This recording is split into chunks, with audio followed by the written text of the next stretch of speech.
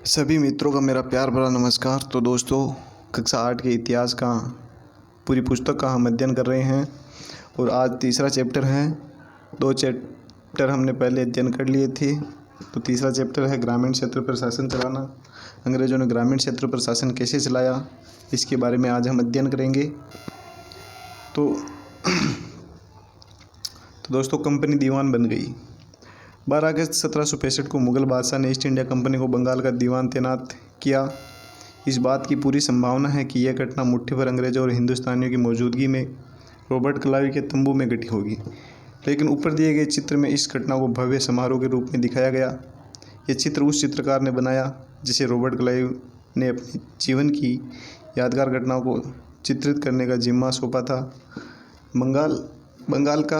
बंगाल की दीवानी हाथ आ जाना अंग्रेज़ों के लिए निश्चय ही एक बड़ी घटना थी। तो दोस्तों, इस प्रकार इस चीज़ की घटना का जो चित्र बनाया गया है, ये चित्र है। बात करते हैं समय के साथ कंपनी को यह भी समझ में आने लगा कि उसे सावधानी के साथ आगे बढ़ना होगा।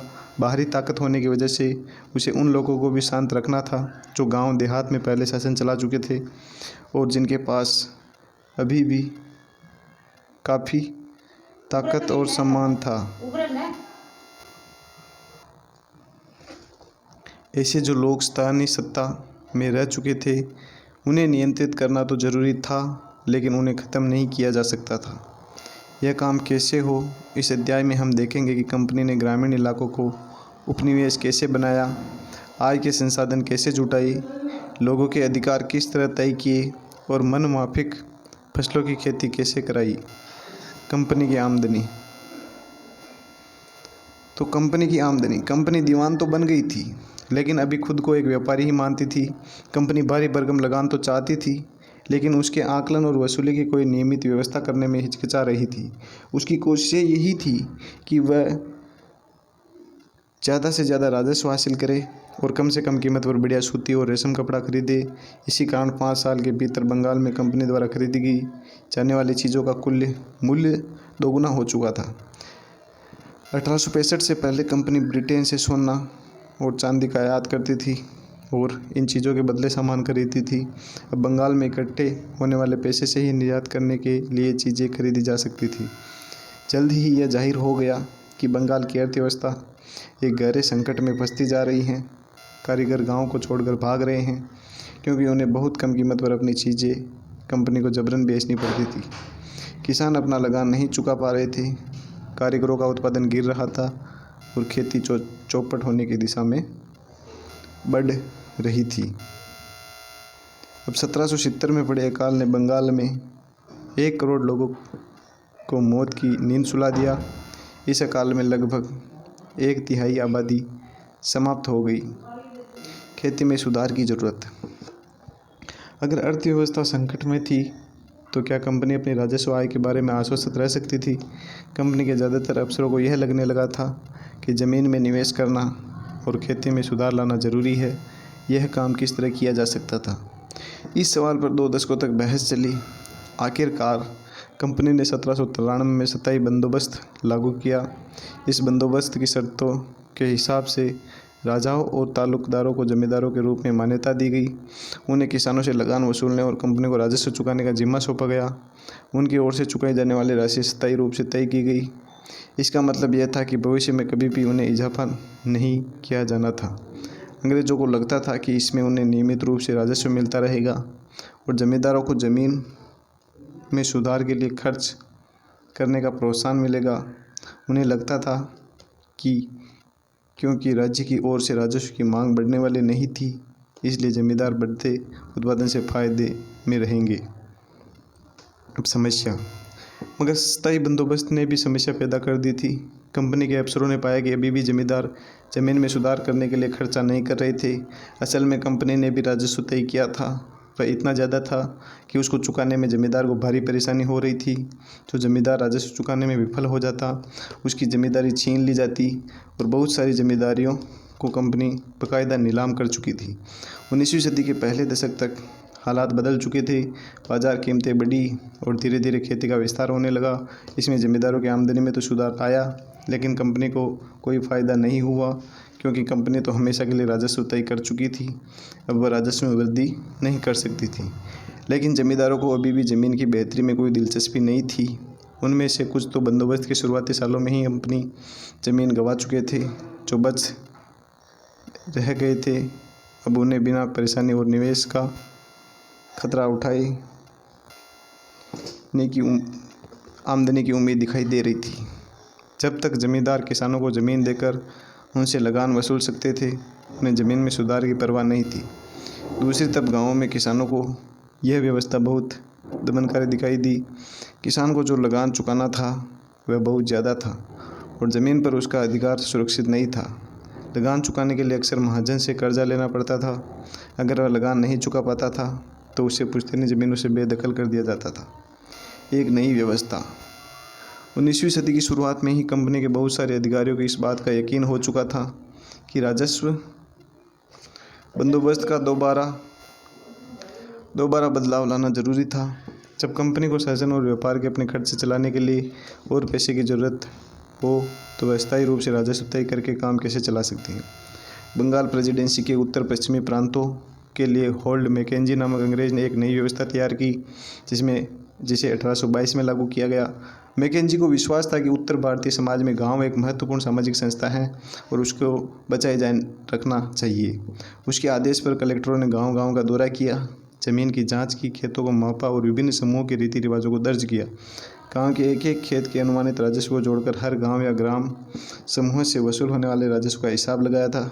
इस राजस्व को स्थायी रूप से तय नहीं किया गया, बल्कि उसमें समय समय पर संशोधनों की गुंजाइश रखी गई।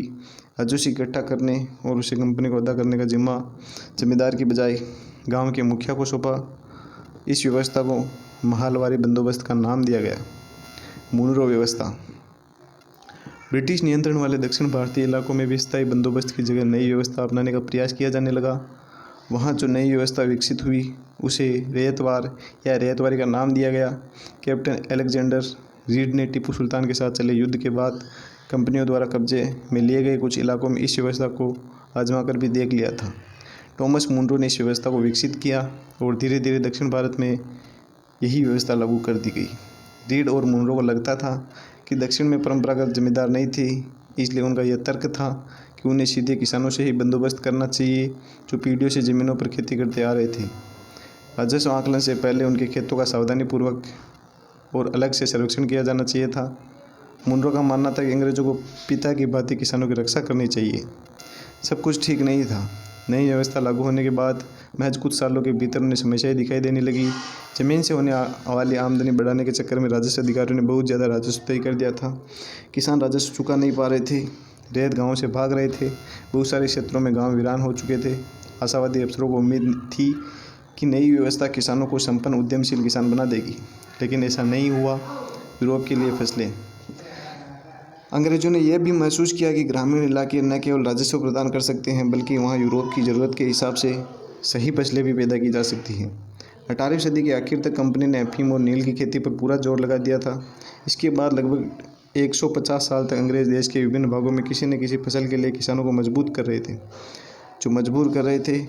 बंगाल में पटसन, असम में चाय, संयुक्त प्रांत यानी वर्तमान उत्तर प्रदेश में गन्ना, पंजाब में गेहूँ और महाराष्ट्र व पंजाब में कपास, मद्रास में चावल। ये कैसे किया गया? अंग्रेज़ों ने अपनी ज़रूरत की फसलों की खेती फैलाने के लिए कई तरीके अपनाए और आइए इसी तरह की एक फसल उत्पादन की एक ऐसी पद्धति को अच्छी तरह समझें। क्या रंग का भी कोई इतिहास है और इस्तेमाल किया गया? इस तौर पर नील कहा जाता है। क्या आप जानते हैं कि यह रंग किस तरह पैदा किया गया? इन छापों में आपको जो नीला रंग दिखाई दे रहा है वह नील नाम के एक पौधे से निकाला जाता है। इस बात की काफ़ी संभावना है कि 19वीं सदी के ब्रिटेन में मोरिस के छापों में इस्तेमाल किया गया नीला रंग भारत में उगने वाले नील के पौधों से ही तैयार किया गया होगा। उस समय भारत दुनिया में नील का सबसे बड़ा स्रोत था। भारतीय नील की मांग क्यों थी? नील का पौधा मुख्य रूप से उष्णकटिबंधीय इलाकों में ही उगता है। 13वीं सदी तक इटली, फ्रांस और ब्रिटेन के कपड़ा उत्पादक कपड़े की रंगाई के लिए भारतीय नील का इस्तेमाल कर रहे थे। उस समय भारतीय नील की बहुत थोड़ी मात्रा ही यूरोप बाज़ारों में पहुंचती थी। उसकी कीमत बहुत ऊंची रहती थी। इसलिए यूरोपीय कपड़ा उत्पादकों को बैंगनी और नीले रंग के लिए वोड नामक एक और पौधे पर निर्भर रहना पड़ता था। वोड पौधा शीतोष्ण क्षेत्र में उगता था, इसलिए यूरोप में आसानी से मिल जाता था। उत्तरी इटली, दक्षिणी फ्रांस और जर्मनी और ब्रिटेन के कई हिस्सों में यह पौधा उगता था। नील के साथ प्रतिस्पर्धा से परेशान यूरोप के वोड उत्पादकों ने अपनी सरकारों पर दबाव डाला कि वे नील के आयात पर पाबंदी लगा दें, मगर कपड़े को रंगने वाले तो नील को ही पसंद करते हैं। नील से बहुत चमकदार नीला रंग निकलता था, जबकि वोड से निकलने वाला रंग बेजान और फीका होता था। 17वीं सदी तक आते आते यूरोपीय कपड़ा उत्पादकों ने नील के आयात पर लगी पाबंदी में ढील देने के लिए अपनी सरकार को राजी कर लिया। कैरिबियाई द्वीप समूह में स्थित सेंट डोमिंगो में फ्रांसीसी, ब्राज़ील में पुर्तगाली और जमैका में ब्रिटिश और वेनेजुएला में स्पेनिश लोग नील की खेती करने लगे। उत्तरी अमेरिका के भी बहुत सारे भागों में नील के बागान सामने आ गए थे। 18वीं शताब्दी के आखिर तक भारतीय नील की मांग और बढ़ गई। ब्रिटेन में औद्योगिकरण का युग शुरू हो चुका था और उसके कपास उत्पादन में भारी इजाफा हुआ। अब कपड़ों की रंगाई की मांग और तेज़ी से बढ़ने लगी। जब नील की मांग बढ़ी, उसी दौरान वेस्ट इंडीज़ और अमेरिका से मिलने वाली आपूर्ति अनेक कारणों से बंद हो गई। 1783 से 1789 के बीच दुनिया का नील उत्पादन आधा रह गया था। ब्रिटेन के अंग्रेज अब नील की आपूर्ति के लिए बेचैनी से किसी और स्रोत की तलाश कर रहे थे। यहाँ नील कहाँ से मिल सकता था? भारत में ब्रिटेन की बढ़ती दिलचस्पी। यूरोप में नील की बढ़ती मांग को देखते हुए ईस्ट इंडिया कंपनी भी भारत में नील की खेती बढ़ाने के रास्ते ढूंढने लगी थी। 18वीं सदी के आखिरी दशकों से ही बंगाल में नील की खेती तेज़ी से फैलने लगी। बंगाल में पैदा होने वाला नील दुनिया के बाज़ारों पर छा गया था। 1788 में ब्रिटेन द्वारा आयात की गई नील में भारतीय नील का हिस्सा केवल लगभग 30% था। 1810 में ब्रिटेन द्वारा आयात की गई नील में भारतीय नील का हिस्सा 95% हो चुका था।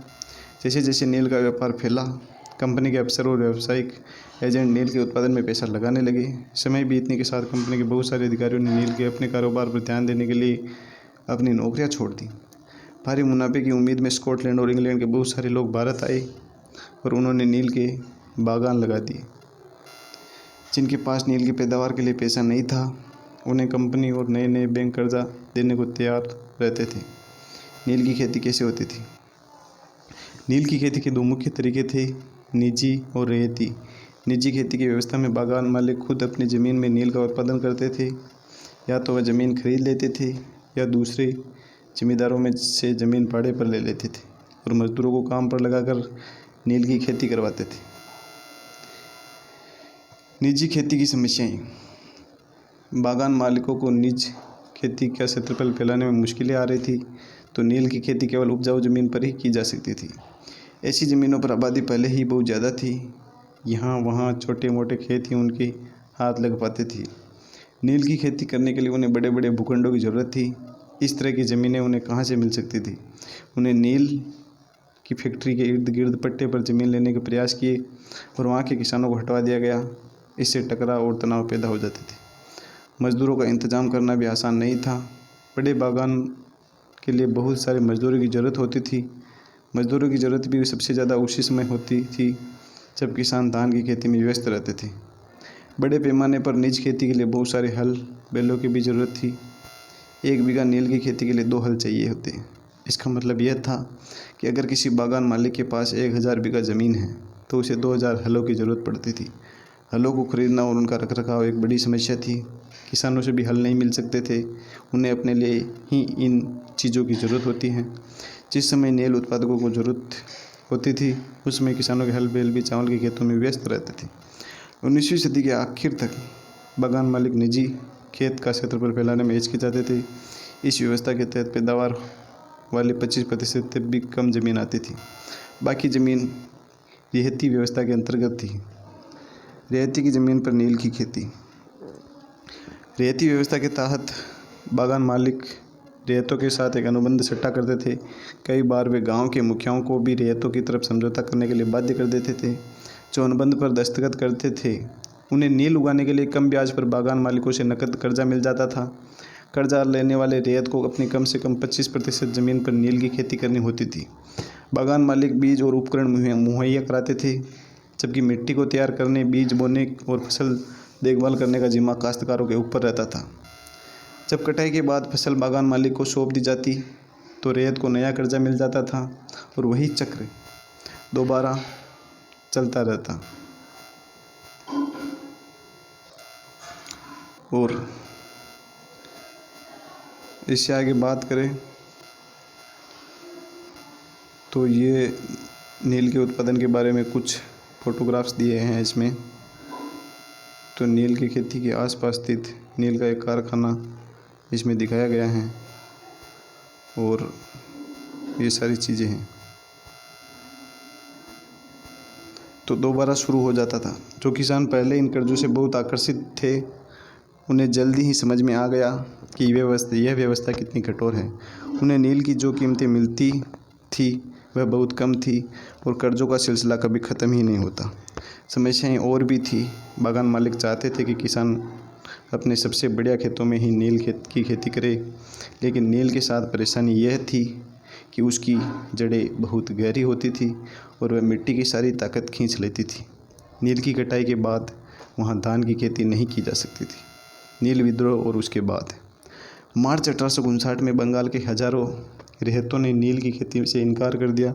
जैसे जैसे विद्रोह फैला, रेहतों ने बागान मालिकों को लगान चुकाने से भी इनकार कर दिया और तलवार, भाले और तीर कमान लेकर नील की फैक्ट्रियों पर हमला करने लगे। औरतें अपने बर्तन लेकर लड़ाई में कूद पड़ी। बागान मालिकों के लिए काम करने वाले सामाजिक बहिष्कार कर दिया। बागान मालिकों की तरफ से लगान वसूली के लिए आने वाले गुमास्ता एजेंटों की पिटाई की गई। रेहतों ने कस्में खा ली कि न तो वह नील की खेती के लिए कर्जा लेंगे और न ही बागान मालिकों के लठियाले लाठीदार गुंडों से डरेंगे। नील के किसान चुप बैठने को तैयार नहीं थे, क्योंकि उन्हें बगावत की ताकत कहाँ से मिली। इसमें कोई शक नहीं था कि नील की खेती अत्यंत दमनात्मक थी, लेकिन जो लोग दबे होते हैं वे हमेशा बगावत नहीं करते। ऐसा कभी कभी ही होता है। 1859 में नील रेहतों को लगा कि बागान मालिकों के खिलाफ बगावत में उन्हें स्थानीय जमींदारों और मुखियाओं को भी समर्थन मिल सकता है। तो बहुत सारे गांव जिनमें मुखिया से नील के अनुबंधों पर जबरन दस्तखत कराए गए थे, उन्हें ही नील किसानों को इकट्ठा किया गया और लठियालों के साथ आमने सामने की लड़ाई लड़ी। कई स्थानों पर रेहतों को बगावत के लिए उकसाते हुए खुद जमींदार गांव घूमने लगे। जमींदार इस बात से परेशान थे कि बागान मालिकों की ताकत बढ़ती जा रही है और बागान मालिक जबरन लंबे समय के लिए ज़मीन ले लेते थे। नील के किसानों को भी यह लग रहा था कि अंग्रेज़ सरकार भी संघर्ष में उनका साथ देगी। 1857 की बगावत के बाद ब्रिटिश सरकार एक और बगावत की खबर फैली तो लेफ्टिनेंट गवर्नर ने 1859 की सर्दियों में इलाके का दौरा किया। रेहतों को लगा कि सरकार उनकी दूरदर्शा से परेशान है, तो बरसात में मजिस्ट्रेट एशले ईडन ने एक नोटिस जारी किया जिसमें कहा गया था कि रेहतों को नील के अनुबंध मानने के लिए मजबूर नहीं किया जाएगा। इस नोटिस के आधार पर उन लोगों में यह खबर फैल गई कि रानी विक्टोरिया ने नील की खेती न करने का हुक्म दे दिया। ईडन किसानों को शांत करने और विस्फोट स्थितियों को नियंत्रित करने की कोशिश कर रहे थे। उसकी कार्रवाई को किसानों ने अपना विद्रोह का समर्थन मान लिया। जैसे जैसे विद्रोह फैला, कलकत्ता के पढ़े लिखे लोग भी नील जिलों की ओर चल पड़े। उन्होंने रेहतों की दुर्दशा, बागान मालिक की जोर ज़बरदस्ती और अत्याचारी नील व्यवस्था के बारे में लिखा। इस बगावत से परेशान होकर सरकार को बागान मालिकों की रक्षा के लिए सेना बुलानी पड़ी। नील उत्पादन व्यवस्था की जांच करने के लिए एक नील आयोग भी बना दिया गया। इस व्यवस्था ने बागान मालिकों को दोषी पाया, जोर ज़बरदस्ती के लिए उनकी आलोचना की। आयोग ने कहा कि नील खेती रेहतों के लिए फ़ायदे का सौदा नहीं है। आयोग ने रेहतों से कहा कि खेती रेहतों के लिए फ़ायदे का सौदा नहीं है और वे मौजूदा अनुबंधों को पूरा करें, लेकिन आगे से वे चाहे तो नील की खेती बंद कर सकते हैं। इस बगावत के बाद बागानों में नील का उत्पादन धराशायी हो गया। इसके बाद बागान मालिक बिहार पर ध्यान देने लगे। 19वीं सदी के आखिर में कृत्रिम रंगों का निर्माण होने लगा था। इससे उनका व्यवसाय भी बुरी तरह प्रभावित हुआ। फिर भी वे उत्पादन फैलाने में सफल रहे। जब महात्मा गांधी दक्षिण अफ्रीका से लौटे तो बिहार के एक किसान ने उन्हें चंपारण आकर नील किसानों की दुर्दशा को देखने का न्योता दिया। 1917 में महात्मा गांधी का यह दौरा नील बागान मालिकों के खिलाफ चंपारण आंदोलन की शुरुआत थी। अब एक स्रोत इन्फॉर्मेशन का है जिसमें लिख रखा है कि भीख मांग लूँगा परंतु नील नहीं उगाऊंगा। चांदपुर थाना हरदी के एक नील काश्तकार हाजी मुल्ला ने मंगलवार 5 जून 1860 को नील आयोग के सदस्यों से बात की थी। हाजी मुल्ला ने कुछ सवालों के जवाब इस तरह दिए। WS शीटनकार, नील आयोग के अध्यक्ष, क्या अब तुम नील की खेती करने के लिए तैयार हो? अगर नहीं तो किस तरह की शर्तों पर खेती करना चाहोगे? हाजी मुल्ला ने कहा, मैं नील उगाने के लिए तैयार नहीं हूँ। मुझे नहीं पता कि कोई भी नई शर्त मुझे संतुष्ट कर सकती हैं। तो फिर श्री साले ने कहा, क्या तुम 1 रुपया प्रति बंडल की कीमत पर भी खेती नहीं करना चाहते? हाजी मुल्ला ने कहा, नहीं, मैं नहीं करूँगा। नील उगाने की बजाय मैं कहीं और चला जाऊँगा, भीख मांग लूँगा, परंतु नील नहीं उगाऊँगा। वेस्ट इंडीज़ में नील उत्पादन। 18वीं सदी की शुरुआत में एक फ्रांसीसी मिशनरी जो बैप्टिस्ट लबात ने कैरिबियाई द्वीपों का दौरा किया और इस इलाके के बारे में विस्तार से लिखा। यह तस्वीर लबात की एक पुस्तक से ली गई है। इस तस्वीर में यहाँ की फ्रांसीसी बागानों में नील उत्पादन के सारे चरणों को दर्शाया गया है। बाएं सिरे पर आप देख सकते हैं कि गुलाम मजदूर नील के पौधों को सेटलर पॉट में डाल रहे हैं। एक और मजदूर एक मशीनी चरखी से कोल को घुमा रहा है। 2 मजदूर नील की लुगदी को बोरों से भरकर सुखाने के लिए ले जा रहे हैं। अगले हिस्से में 2 मजदूर नील की लुगदी को मिलाकर सांचों में डालने के लिए तैयार कर रहे हैं। तस्वीर के बीचों बीच बागान मालिक ऊंची जगह खड़े होकर सारे गुलामों पर नज़र रख रहा है।